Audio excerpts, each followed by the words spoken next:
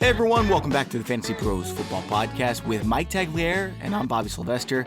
And congrats if you did make it this far in your fantasy football playoffs. Final four, here we are.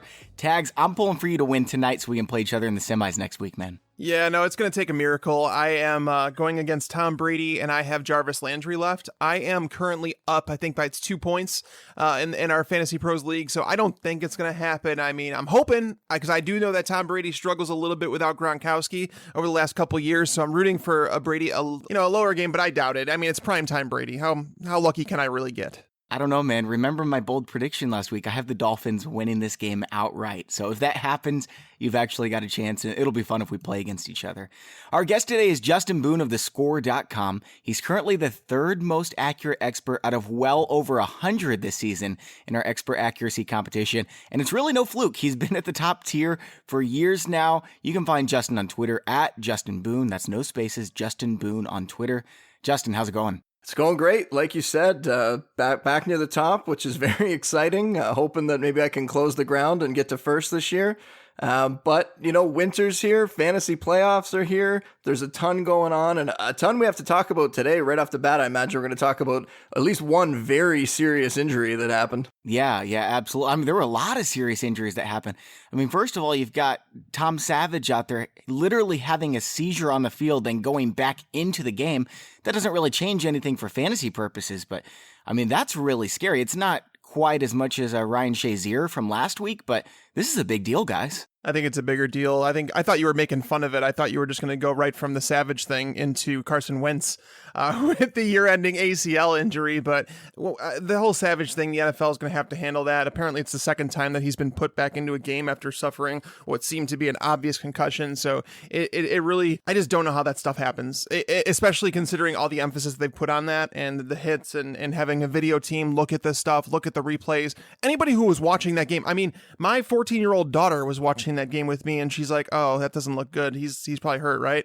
And then she sees him go back in the game a little bit later. So it's really sad that happened, but Carson Wentz, that's the injury news that I think everybody's waiting to hear the reaction from. It's crushing to the Eagles, Bobby. I don't know if you've given any thought to what this does throughout everybody else in the offense, but they're going to be playing the Giants this week with Nick Foles under center.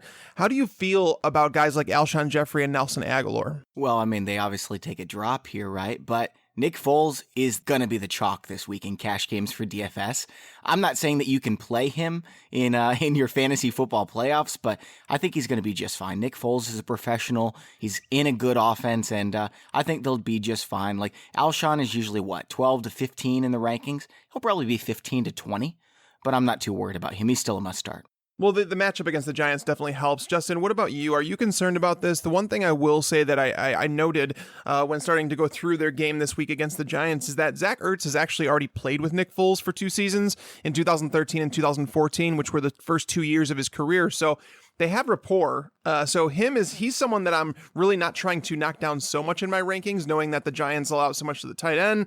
But I'm really concerned about Alshon and especially Nelson Aguilar. I think Alshon's going to be a play, but I'm worried. Are you worried? I mean, right off the bat, I'm a little worried that I'm responsible for some of these big injuries because I feel like every time I'm on with you guys, some massive injury just happened, whether it was, Odell Beckham or David Johnson or any one of the ones that's happened this year. And we just thought we were getting Aaron Rodgers back, and now we've lost Carson Wentz. So it seems like we can't win, but I agree with you. It is crushing for the Eagles. And, even if Nick Foles can come in and give you 70% or 80% of what Carson Wentz is doing, and I don't mean to disparage Nick Foles at all, but Wentz was playing at an absolutely elite level this season. We saw it. That offense was just humming. Was he the MVP? I would probably say so, yes. At that point, especially the way he was looking in that game before he went out.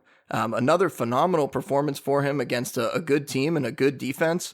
So yes, I agree with Bobby. I think Alshon Jeffrey, we're taking him from, he was in that 10 to 15 range most weeks. He's going to drop to a low end wide receiver 2, maybe even a high end wide receiver 3 in my books. Looking at Nelson Aguilar, he becomes even more volatile than, he has been recently. So I'm looking at him more as a wide receiver 4 now.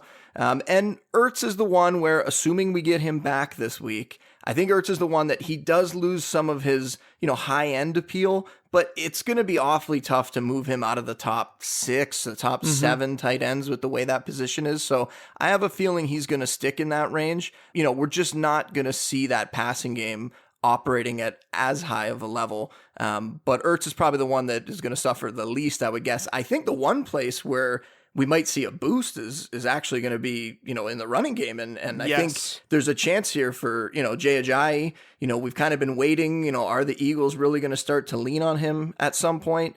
Ajayi's been playing pretty well since he got to Philadelphia. The numbers people might not realize, but he's breaking a lot of tackles. The real issue has really just been volume. He's not getting the volume he was getting when he was in Miami to be that consistent fantasy option. So I think we're going to start to see his touches sneak up probably as they try to lean on the running game more. And as they recognize, the coaching staff isn't foolish here. I think they're going to realize Ajayi is the best back on that team. I feel like we can all agree on that. And I think they're going to have to lean on him now. We've seen his carries increase over the last 3 weeks. And he had 15 on Sunday in that win. And that's his most since joining the Eagles. So, they get the Giants in week 15, like you guys mentioned, and the Giants haven't really been great this year. They haven't really, reached the level I think everyone maybe thought that defense would be at, or that team as a whole. And they've allowed a running back to top 100 yards from scrimmage in each of their last 3 games. So, even if you're looking a little further ahead, and I try not to do that in the fantasy playoffs, because I try to remind everybody, just get the win this week, pick up the guys you need to get the win this week, and then deal with next week if you make it to the championship. But, week 16, he does get the Raiders as well, and the Raiders just let Kareem Hunt get back on track against them. So it's a couple good matchups, assuming that the Eagles do start to lean on Ajayi a little more. For sure. And I love that in terms of what the Giants have been allowing, and the game script should work in the favor of the Eagles running backs. Odds makers obviously feel that the Eagles are still a heavy favorite. Even with Wentz out for this game, the line sits at 8. Philly is favored by 8 at home or on the road here, which is kind of crazy. So you have to assume that everything should line up for another big game. And by the way, Jay Ajayi's snaps over the last 4 weeks, starting back in week 10 was, or week 11, 13 snaps, then 22, then 31, then 43 this past week. Now, there was a lot of snaps played in this game, but at the same time, it's good to see his numbers going up as we can start to get a little bit more comfortable in the fact that the Giants have been struggling as of late. They have allowed 109 or more rushing yards in 5 of their last 6 games to opponents. So this is definitely a matchup where we should at least be able to start Jay Ajayi as an RB3. For sure. Yeah, I absolutely agree there. I'm wondering, though, if Zach Ertz even comes back for this game. And if he doesn't, going up against the Giants, I think Trey Burton might be a top 5 pickup this week. I would assume that he comes back. It's very rare that players miss multiple weeks from concussions unless they have a history of them. And as far as I know with Ertz, he doesn't have like a bad history of concussions. So they were questioning his play. Like, he still apparently had a shot to get cleared on Sunday morning, which seemed really odd. I didn't expect him to play, but I do think he comes back this week. And I don't think it's like Burton obviously was good with Wentz, but I think we all need to take a step back and assume that this offense has a lot less scoring opportunities, which is why, Justin, you mentioned that, saying that Evan Engram loses some of that, or Zach Ertz loses some of that top end appeal, just because they're not going to have as many scoring opportunities. He's not going to be throwing, 37 touchdowns in 13 games, which is just ridiculous out of Wentz this year. So yeah, I definitely move him down my board, and Burton would be a solid fill-in because it's the Giants, but temper expectations a little bit. I'm pretty sure Nick Foles has a better career year than Carson Wentz has, right?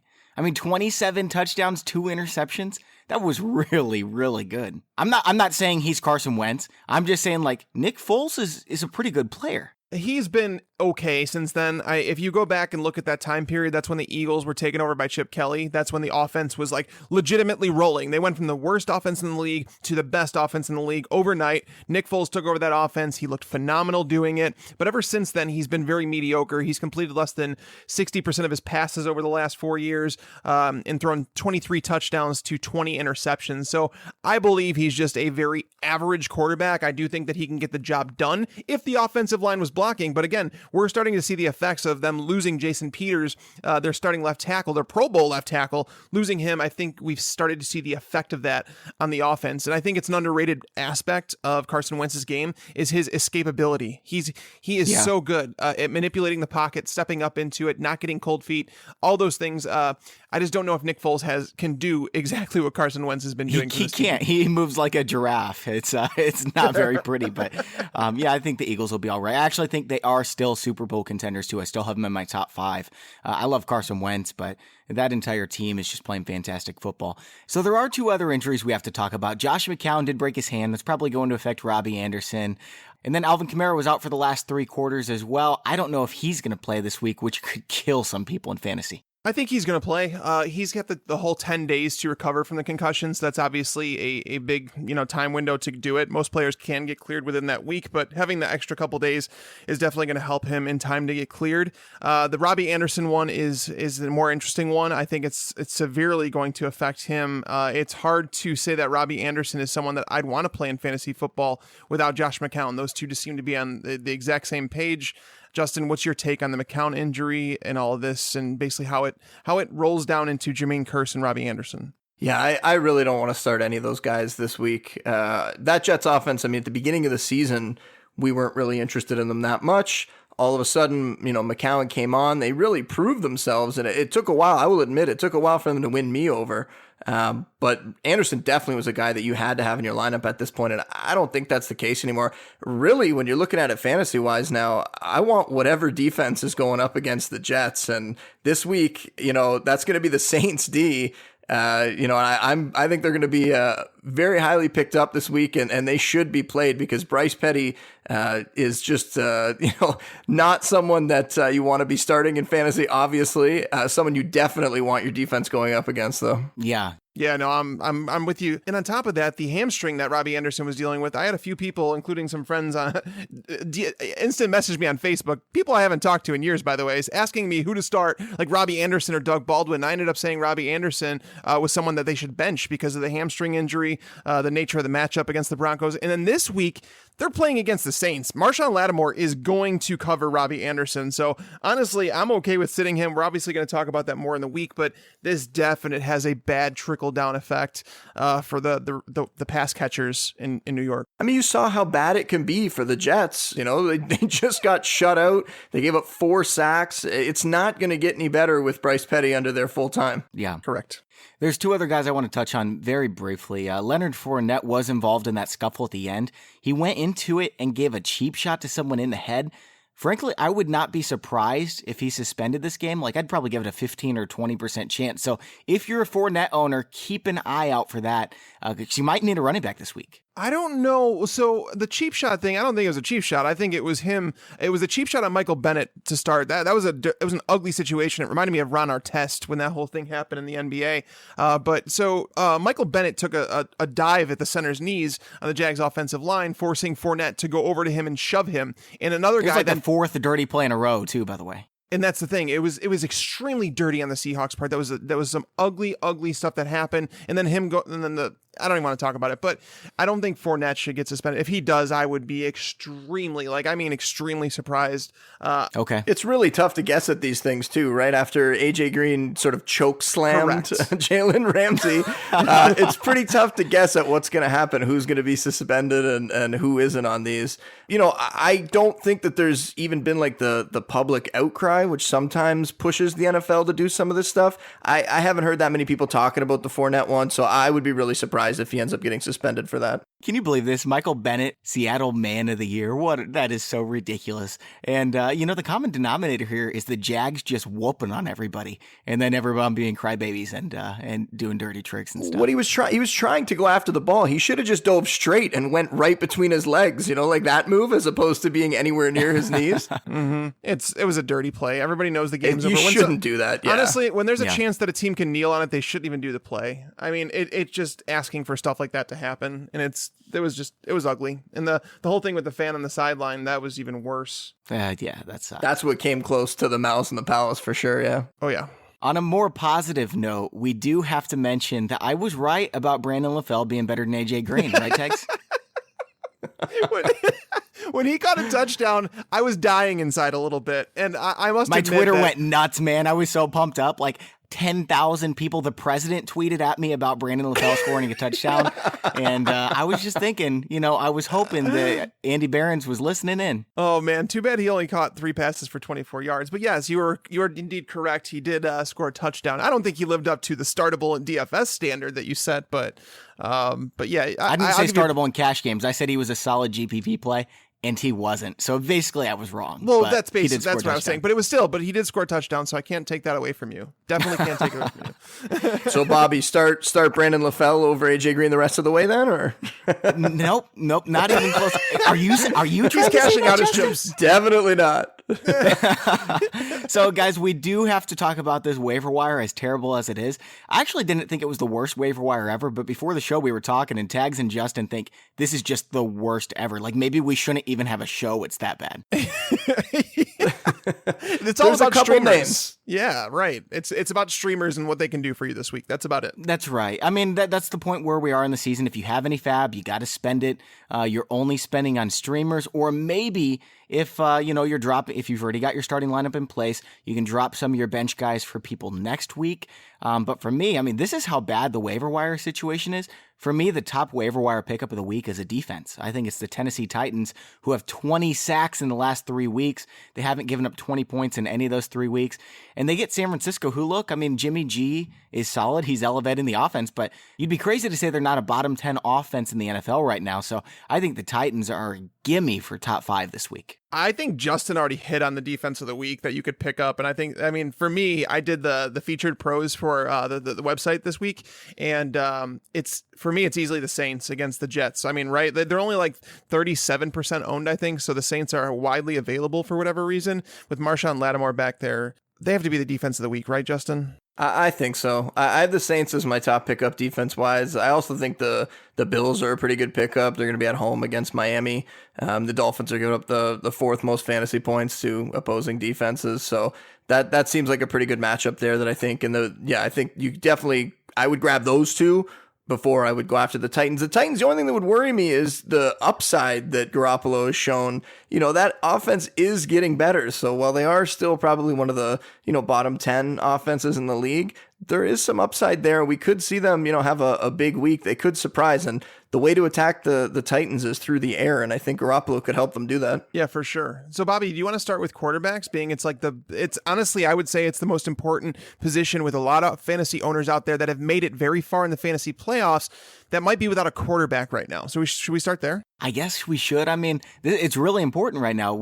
We're probably talking about at least one team in every league in the Final Four needs a quarterback this week. You've got Aaron Rodgers coming back, so maybe that's not the case. Hopefully someone stashed him. Do you think he's startable, by the way, Aaron Rodgers? Has to be.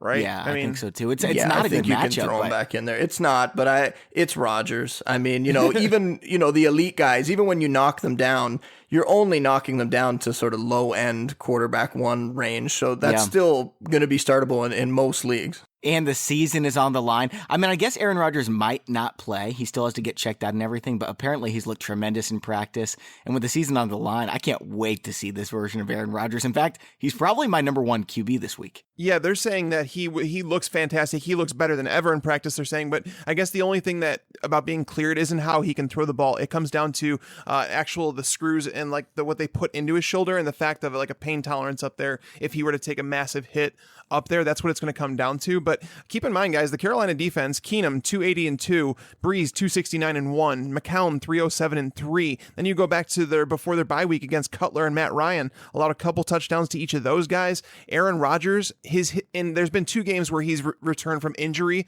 in his career. He's thrown for 318 yards and 2 touchdowns, and the other game was 404 yards and 4 touchdowns. So don't worry about Aaron Rodgers being cold coming off of his injury, because he's going to come out guns blazing and against a Panthers defense maybe at the right time. Man, he is so good. So, okay, we're going from Aaron Rodgers to now Blake Bortles and Joe Flacco, who are going to be started this week in the semifinals, because Blake Bortles has 3 straight games of 20-plus fantasy points. He is rolling right now, and now he gets the Houston Texans.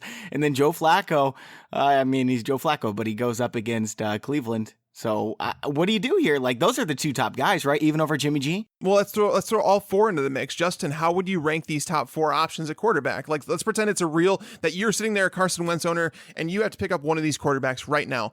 Who are you picking up between Bortles, Garoppolo, who's playing against Tennessee's secondary that's not very good. Their run defense is a lot better than their pass defense. Joe Flacco against Cleveland, who just allowed 3 touchdowns to Brett Hundley, who we all know is bad at football. And then Nick Foles, who, I mean, he's Nick Foles, but it is a good matchup against the Giants. I'm taking Bortles in that one. I want Bortles all the way there. And I never thought before the season, if you had told me I would be saying this in the semifinals, it's insane. This fantasy is crazy. But, Bortles, 309 yards, 2 touchdowns a couple weeks ago, going up against the Seahawks. And obviously the Seahawks are not, what the Seahawks normally are. There, some serious injuries there, but, 268, 2 touchdowns. He's coming on. He actually gets a really good matchup against the Texans, who are pretty solid against the run, but can definitely be had against the pass. And you have weapons for him now. You have Westbrook coming on. D. Westbrook, looks really impressive. 8 or more targets in his last 3 games. And we mentioned about focusing on week 15, just focus on week 15. Bortles is probably going to have a good game against this Texans defense with those weapons. Westbrook's playing with confidence. Heck, Bortles is playing with confidence right now. Some of the throws in that Seattle game were shocking to see from him. He was dropping it in there in tight windows. It was really great to see. For somebody like Westbrook, I was worried about, Allen Hurns coming back, how that might throw off what was going on there. But I'm not so sure that even if Hurns comes back at this point that they're going to change it, because I think that trio right now that they have going with Cole and Westbrook and obviously Marquise Lee leading the way, it's been really good. And Bortles has been able to get a lot done with it. Blake Bortles is going to be a top 12 fantasy quarterback now for the 3rd straight season. I actually do think that. I have Bortles. I did my rest of season rankings this morning, and Blake Bortles came in at number 12 on my rest of season. So honestly, I view him as a starter in each of the last 2 games. Obviously, after this week, he's going to play against the 49ers. Again, not another scary matchup or anything like that. So I would use that as the tiebreaker when choosing between him and maybe Joe Flacco, who, by the way, Joe Flacco, his remaining schedule isn't all that bad either. He's going to go up against the Browns. It is in Cleveland, whatever, but then he's playing the Colts back at home. The only thing we have to be worried about with Flacco a little bit more is that he plays in some bad weather. He's going to Cleveland. He's going to be playing at home against Indianapolis, which is right before Christmas Day. So it's going to be very cold in Baltimore. That's why I would choose Bortles over Flacco. But if you're in a pinch, who would you guys choose this week between Flacco and Garoppolo? Let's pretend that Bortles is owned. Which one would you prefer? I want Garoppolo. I like what I've seen from him. Obviously, helps any quarterback to have Kyle Shanahan behind you. It's a huge boost. And he's making the most of his weapons. We're seeing a lot of chemistry there with Goodwin. Yep. They've really been impressive. And, as much as there's not names, there's some talent there. Garrett Selleck, the tight end, guys like Aldrick Robinson are making plays. We're seeing now, when you have a legitimate quarterback prospect in that offense with Kyle Shanahan, what can happen. And I like Garoppolo, and I like the matchup this week, like I mentioned with the Titans. He would be my number 2 behind Bortles. Number 2, okay. Not overall, just at quarterback we're talking about. Yeah. I want to make an announcement real quick before I forget, because I wanted to say at the beginning of the show, but I forgot. There are 2 Saturday football games this week. Do not be the owner in your league that leaves someone on the bench, that puts someone on the bench. Don't do that. Like set your lineup early in the week. You can always go back to change it, but make sure there's 2 Saturday games. The first one is the Bears at the Lions, and then you're going to have the Chargers at the Chiefs. So again, that's just a PSA for you guys, because a lot of people kind of forget this time of the year. Very good call. I made a kind of similar mistake here right before the show. So I went upstairs to get some water and stuff before the podcast, and I grabbed 2 cheese sticks, and then I ran out of time before the podcast started. So I've got these 2 cheese sticks sitting right next to me, and I'm hungry, and I keep looking at them thinking, man, these cheese sticks are getting ruined. So don't do that to your fantasy season. Oh my God. That analogy. Kudos to you, Bobby. I give up officially. I figure after the Brandon LaFell touchdown, I can just say whatever I want on this podcast, right? Anything goes. I'm that much am credibility legitimately now. sad about this. Like, I might have to throw them away. So that would be a bummer.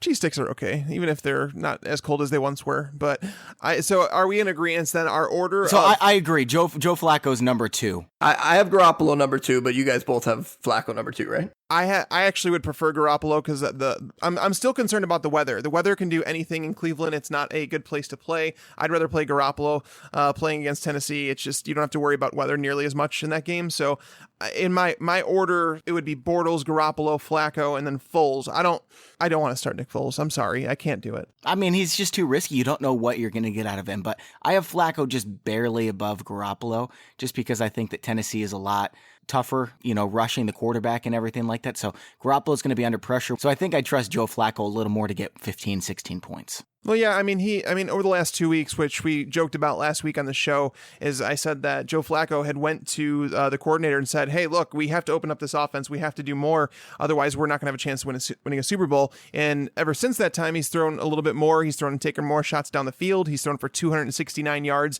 in each of the last 2 games with 2 touchdowns.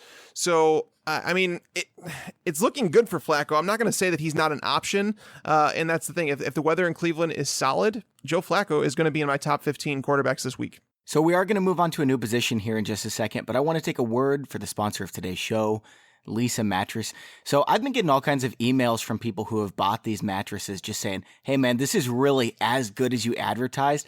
And it's really cool to see like the people listening to our show supporting our sponsors, and we really appreciate that.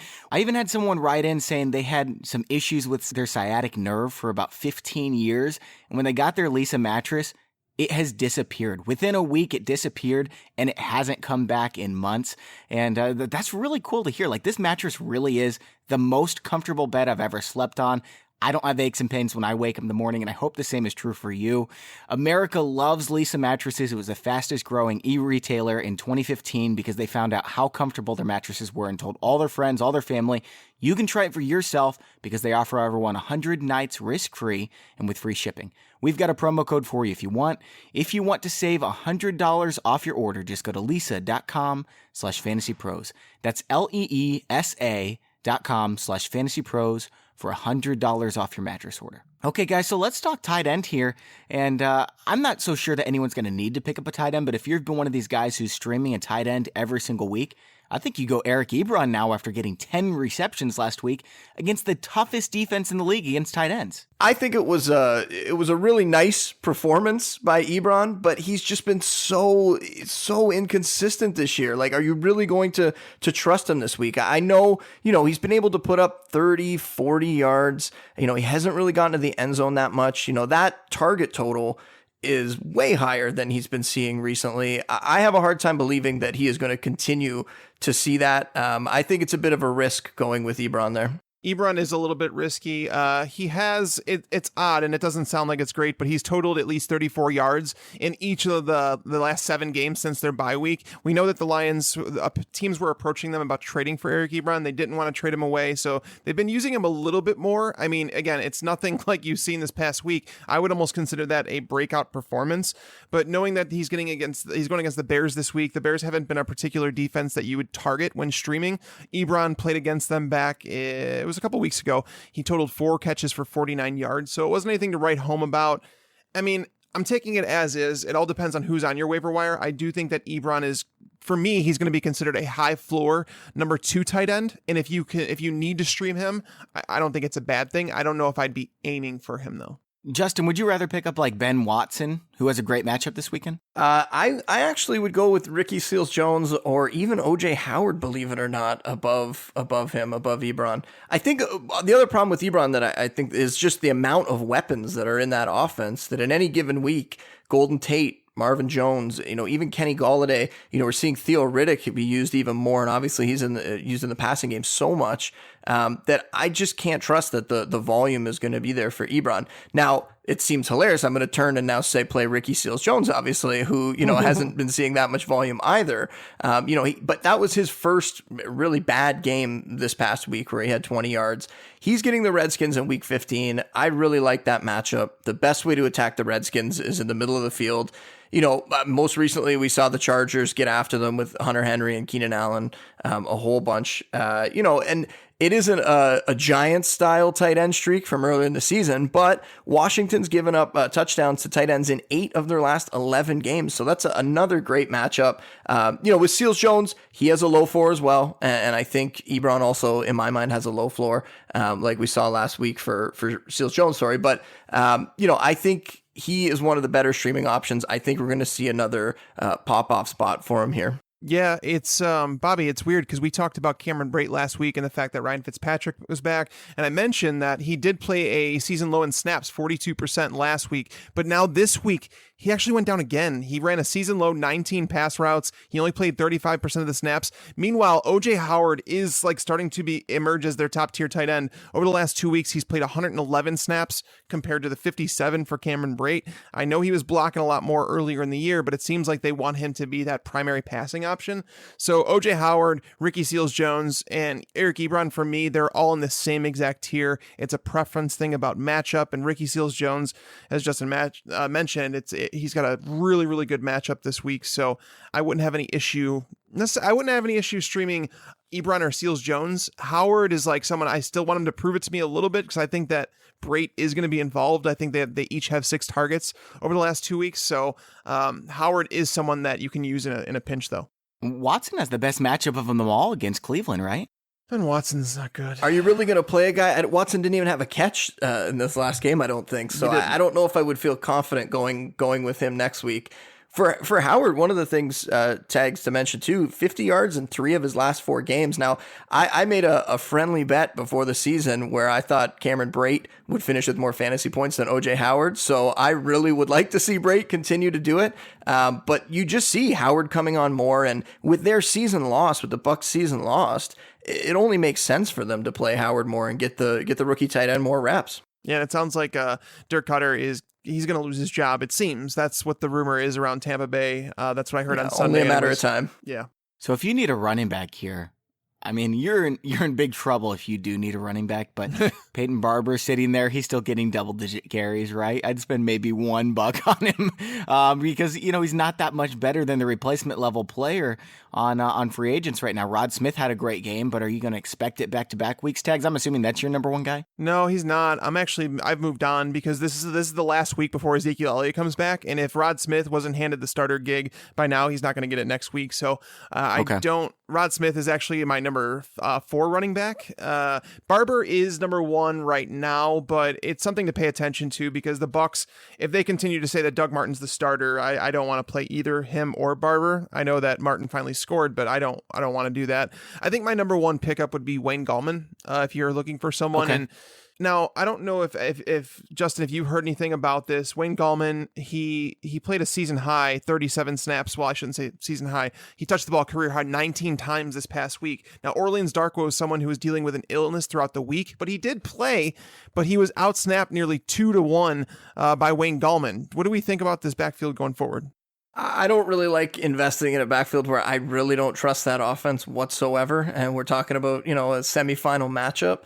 I really don't see Gallman. I'm not that interested in picking him up or playing him this week. I think there's a chance, sort of like I just said about Howard, that your season's lost. You might as well start giving him more reps. Let the young guys play. I think that would make a lot of sense. As we know, coaches don't always do the wisest thing. Mm-hmm. So Gallman's actually a little bit further down for me. He's my 3rd running back this week. I still like Peyton Barber a whole bunch, but I have Kerwin Williams as my number 1, guys. I'm curious that you guys haven't mentioned him yet, so I'm starting to wonder a little bit here. But, we don't know the severity of Adrian Peterson's neck injury. AP even had a social media post last week that it was very strange. It almost made me wonder, and I might be looking way too far into it, but it made me wonder whether his season could be over the way he was talking in it. And Williams has performed well in the lead role, despite suffering, he had broken ribs a couple weeks ago, and it looked like he wasn't even going to get a chance to play with AP out. And he managed to rebound and get in the lineup and start. He had 97 yards 2 weeks ago, had 73 yards this week, and even added a 15-yard reception, which isn't something that's normally in his arsenal. Normally, he's just a runner. And he hasn't found the end zone, so that hasn't really given him that huge fantasy day. but that could change against the Redskins this weekend. And not to pick on Washington again, like I just did, but Washington's defense definitely fallen apart a little bit down the stretch here. They've allowed 5 rushing touchdowns in their last 5 games, and they're giving up the 6th most fantasy points to opposing running backs here. So I think it could be an interesting matchup for Williams, assuming Peterson's out. And I feel at this point, we haven't really gotten any clarity on that. So I'm willing to bet that he's going to be out again this week. I'm with you. Yeah, I've got Kerwin Williams right behind Peyton Barber as my number 5 overall player, number 2 running back. And that's only because AP might come back. Now, if AP doesn't come back, Kerwin Williams would be number 1 overall on my list. He probably would be. He'd probably move up my board. I guess I'm expecting Peterson to come back, but if he doesn't, it's still, I think he's still in that same territory, but he comes with a higher floor than maybe Barber and Gallman, so maybe Kerwin Williams would bump up the list if AP didn't play again. Now, my concern this week, though, is that Kerwin Williams isn't really a pass catcher. He's not known to do that. So the game script this week against the Redskins, I can't see it going very well for them with the way that the Cardinals defense has played on the road this year. They've been brutal, actually, the last 2 years on the road. They're allowing over a touchdown more on the road. So with the Redskins coming off the ugly game that they just had in LA, I do think they bounce back at home, and that would essentially limit Kerwin Williams' production. He might see 12 carries and finish with 35, 36 yards.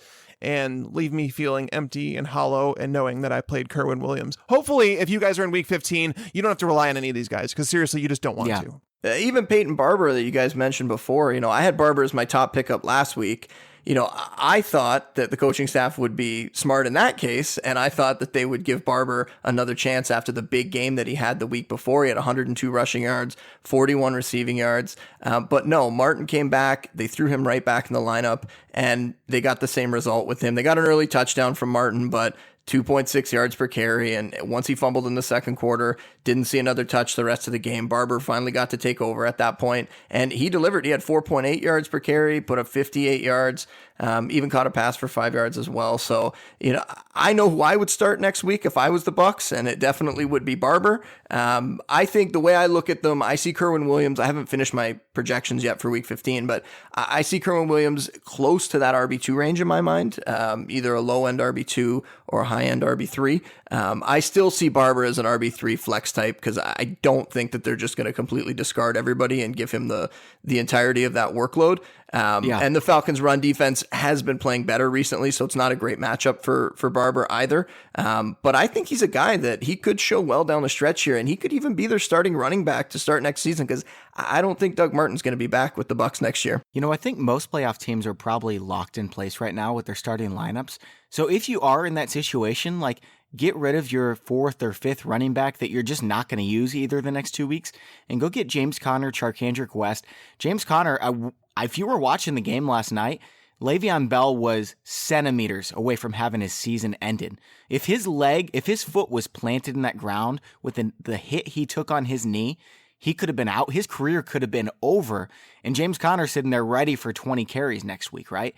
That could happen for week 16. There's a low chance, but there's a better chance he's actually going to help you win a championship than someone who's sitting at the end of your bench who's never going to play. Yeah, I definitely co-sign that, and that's why I had James Conner actually as the running backs that I would take over Rod Smith, because I just feel like he's the higher upside play there. And honestly, I was concerned when Bell took that. His foot kind of was planted in the turf a little bit, and it popped out. It didn't stay, but that was a bad hit, and we thought he was going to miss, but then once he got all the touches he did in the second half, I kind of moved past it. But knowing that that's a possibility, this team has locked up a playoff berth. I mean, honestly, it wouldn't shock me if they tried resting him in week 16 and 17.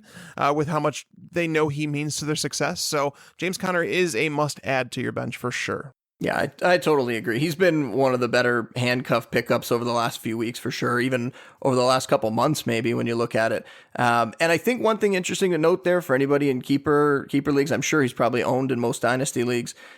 When Bell turned down that big offer before the season, I really started to wonder, it'd be strange to see them not bring him back. But if they decide to go in a different direction, it's possible there's a situation where Conner could be the starting running back for the Steelers next year. So I've picked him up in a lot of keeper leagues, just thrown him at the end of my bench on the off chance, like you guys said, that maybe an injury happens and I get to use him this year, or maybe we see something happen that we don't expect in the offseason and he turns out to be a decent asset moving forward. Yep. Awesome advice. Okay, guys, let's finish this off by talking about wide receivers. Then we'll hit on some players who are owned in a little bit more than 50% of leagues.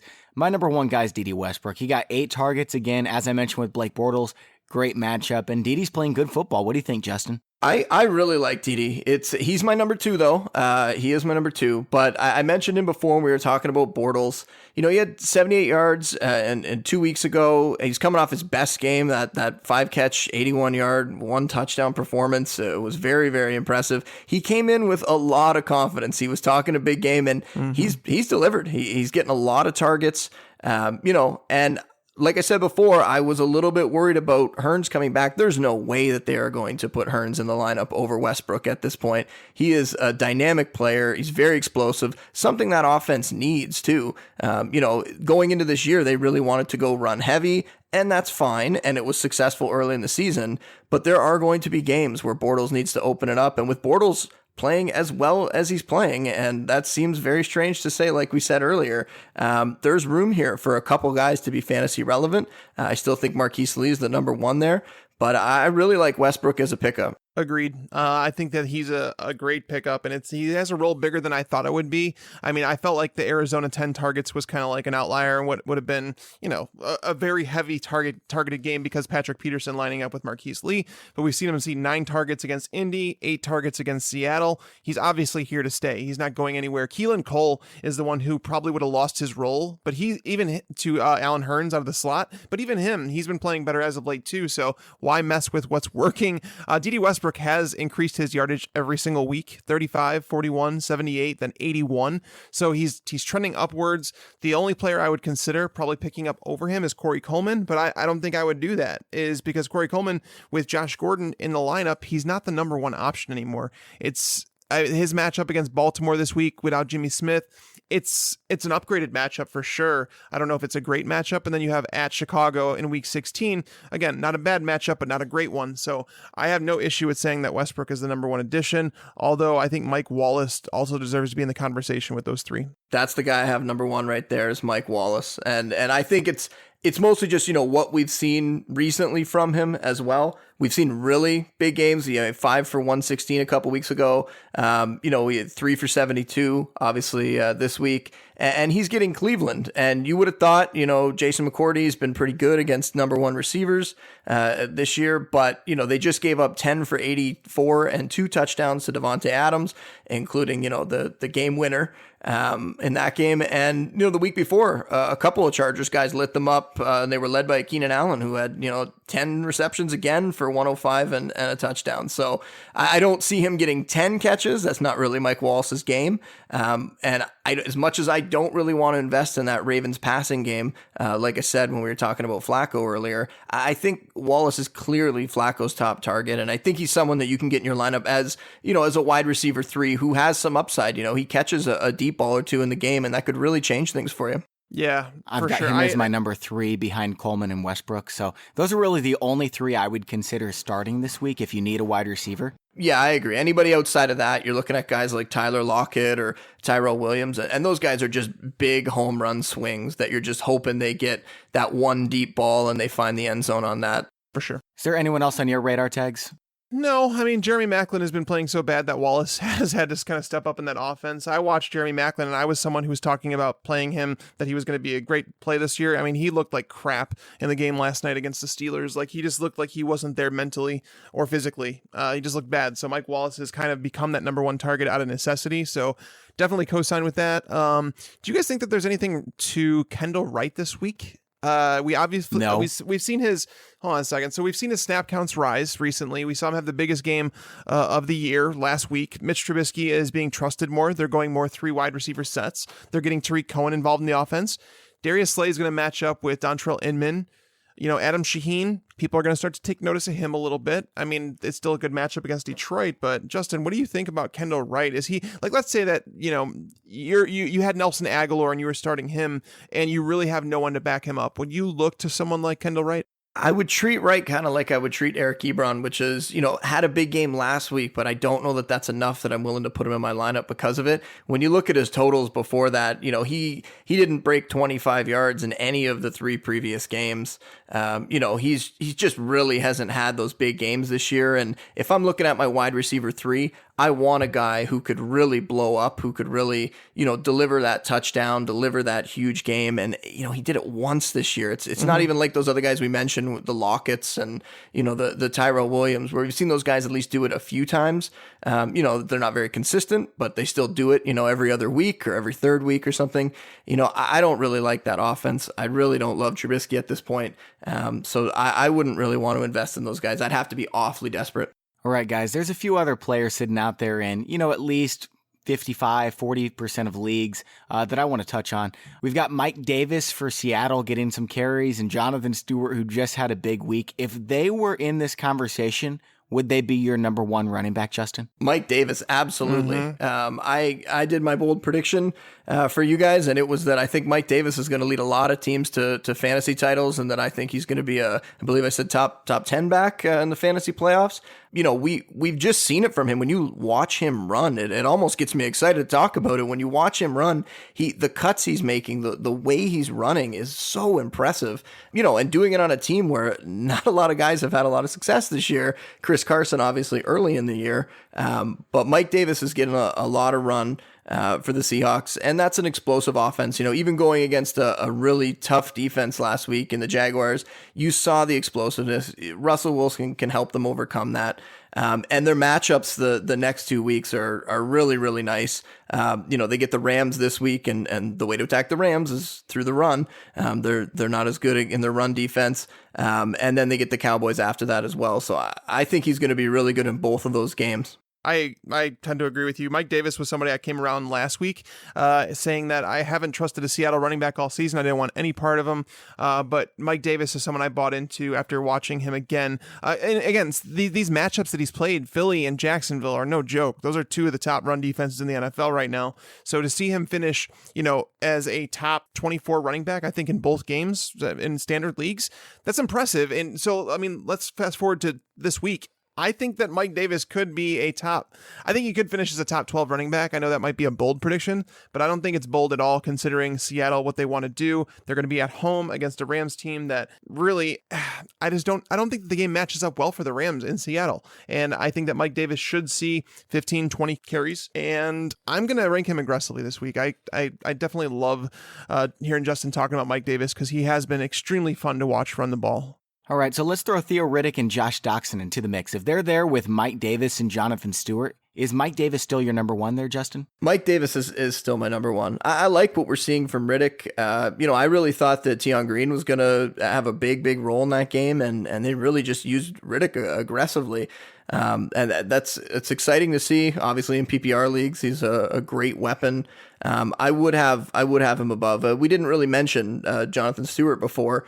Jonathan Stewart, even despite the big game, I would still keep him in that same range that he's normally in, which is an RB3, and you're really hoping for a touchdown. If you get a couple big runs, or you get the odd game where he gets multiple scores, then you count yourself extremely lucky. But I wouldn't want to rely on him in the playoffs. But I understand that some people are in that situation where in your flex spot, or even your RB2, if you've had some injuries, you might have to go with a guy like that. Yeah, and Bobby, you mentioned Josh Doxson. Honestly, I think that Josh Doxson might be droppable at this point. And it's weird to say that because he's done well in some pretty tough matchups, but week 15 this week, he's going to play Patrick Peterson. You want no part of that. And then in week 16, he's going to play against Denver, a team that, regardless of how many passing touchdowns they've allowed, they haven't allowed much to wide receivers. So Josh Doxson, I think his upside in the final 2 weeks of the season is like a wide receiver, maybe like 40 yards and a touchdown. That would be considered like the absolute ceiling for Josh Doxson over the next couple weeks. So I'd say he's borderline droppable. Would you rather start someone like Will Fuller?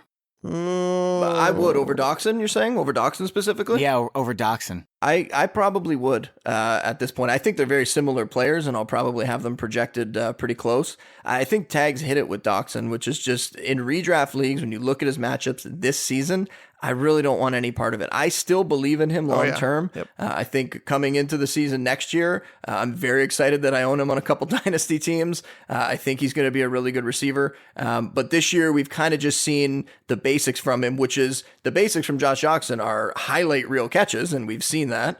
But he just hasn't hit those high totals that make him a huge fantasy star. Hopefully, we'll see that in 2018 and moving forward. I guess I would rather play Doxson just because I think he's got a better shot at a touchdown. As for Will Fuller, I just don't think that his skill set meshes with what they're trying to do on offense right now. I don't think they have the quarterback to get the ball downfield to him. He's never been a yardage guy. He's always been relying on touchdowns, and I don't think we could project TJ Yates or Tom Savage to throw for multiple touchdown passes. So if anybody scores, it's probably going to be Hopkins on a crazy highlight reel catch. Tom Savage is not that's what playing, he does. by the way. It's hard to see him play. And I know it's not a laughing matter, but either way, what I'm saying is that I do believe that Doxson has a better shot at is like a off the wall touchdown. Like he can always sky over someone because that's his best attribute is that he can score a touchdown. So Will Fuller pick gets Doxson the Jags over Fuller. too. So that's kind of rough. I mean, the Jags have been susceptible to giving up big plays this year. On a running and in the pass attack. And a lot of those haven't been caught for whatever reason, but I've seen Jalen Ramsey get beat 5 or 6 times this year. And it happened twice last game, right? Paul Richardson went for a long touchdown. Ty Lockett went for a long touchdown. So it does happen. There's a chance Fuller does get that long touchdown against the Jags, but I would be quicker to bet on Josh Doxson over Fuller this week. Yeah. It would have been so fun to see Deshaun Watson go up against this Jags defense. Unfortunately, we won't get a chance to. Yeah, it'll be a matchup for in years. Week 1, and he got destroyed. That's right, He was he even did. worse than Tom Savage. Right, but at this point in the season, you would think that he would have been rolling like he was before, and it would have been exciting to see that offense going full force against the Jags defense, which has obviously been so impressive this year. Yeah. There's 2 other players I want to ask about before we get out of here. One of them, Jordan Reed.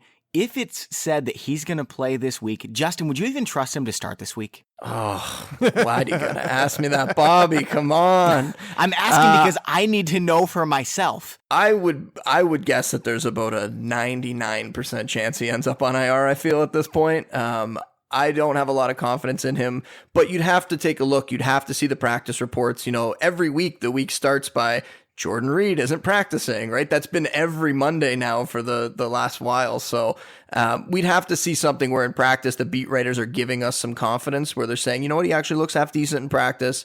And then maybe you roll him out there because the tight end is still used in that offense. Vernon Davis disappeared for a couple weeks. He caught a touchdown this week, though. And Jordan Reed has the talent to step in and put up 10 catches. It's there.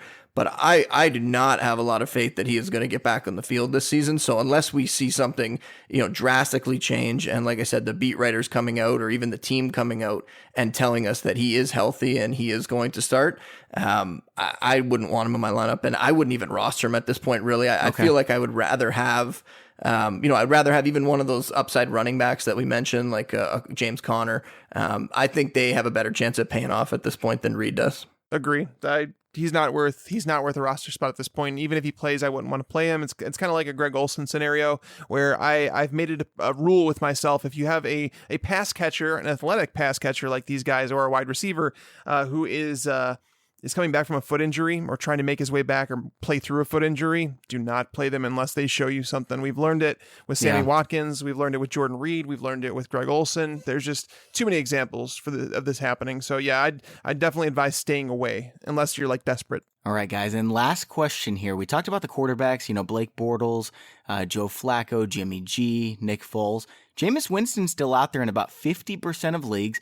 And when he's been healthy, he's been playing good football. It happened again last week. His season has actually, believe it or not, almost been as good as Blake Bortles. So my question, Justin, if Jameis is available in your league, would you rather have him against Atlanta or Blake Bortles? I would rather have Jameis. I still think that the ceiling there is higher for Jameis. Watching the game last week, I don't know if I totally agree that he's playing great football. I think the numbers in the end have been fine. But he still threw 2 picks. He's still making some very strange decisions. He's still missing guys. seemingly easy passes. But he's got the weapons, and we know that the potential is there for him to have a big game. And I still do trust him more than I trust Blake Bortles, despite all the nice things we've said about Blake Bortles during this podcast. Yeah, and ever since he ate his hand or whatever that thing was, they've lost 3 straight games. So. Oh God, that was weird. One of the strangest things in a strange season, for sure. Yeah. Tags, where do you stand on this? Is Winston your number 1 over Bortles? It's really close between the two. Honestly, I'd have a hard time deciding because Winston has looked like garbage. Honestly, and I'm a guy that thinks that Winston does have the tools to make it in this league. Then he can be a franchise quarterback. But he has looked very, very bad. Again, the final numbers look okay from a fantasy standpoint, but he hasn't been very good. He's unwilling to take a sack, and that's a problem. The Falcons, it all depends, I think, on what you're looking for. If you're looking for a higher ceiling, I would say that. I would think that Bortles has a higher ceiling, but I would think that Jameis Winston has a higher floor simply because Jameis doesn't have a run game, so he's going to throw for some yardage, whereas Blake Bortles has Leonard Fournette behind him, one of the better running backs in the NFL. So it's very possible that we see Bortles throw the ball, 25 times. I don't know. It's just they're in the same territory where I would have a hard time choosing between the two. And I would feel very upset about my team going into the week if I had to choose one of the two. Yeah. One interesting wrinkle there could be, by the time people listen to this podcast, I wouldn't even be shocked if Dirk Cutter wasn't the coach of the Buccaneers at that point. There is a chance that could happen at any moment here. I don't know if that would be good or bad for Jameis. Well, apparently they're not getting along if you believe the initial report Sunday morning, even though they denied it after the game, obviously. Yeah. I know you guys were really worried about my cheese sticks and everything. I want to tell you that I was able to put it on mute while we're recording this podcast and eat my cheese sticks during it, so I don't have to throw it away. You guys don't have to worry about that anymore. I'm glad we have that cleared up. I was losing sleep over it tonight if I didn't get the answer to that question. I haven't had a cheese stick in forever, but I'm going to make sure that I pick some up this week now. There you go, man. Yeah. All right. Well, guys, that's all we have for today's show. It is an ugly waiver wire, but congratulations on making it this far in the season. And Justin, thank you for joining us for the show. Appreciate it as always, guys. And I also want to say thanks to the sponsor of today's show, Leesa Mattress. You can find them, leesa.com/fantasypros for $100 off your mattress order. For Mike Tagliere, I'm Bobby Sylvester. Thanks for listening and enjoy your football. I just wanted you to watch me dissolve.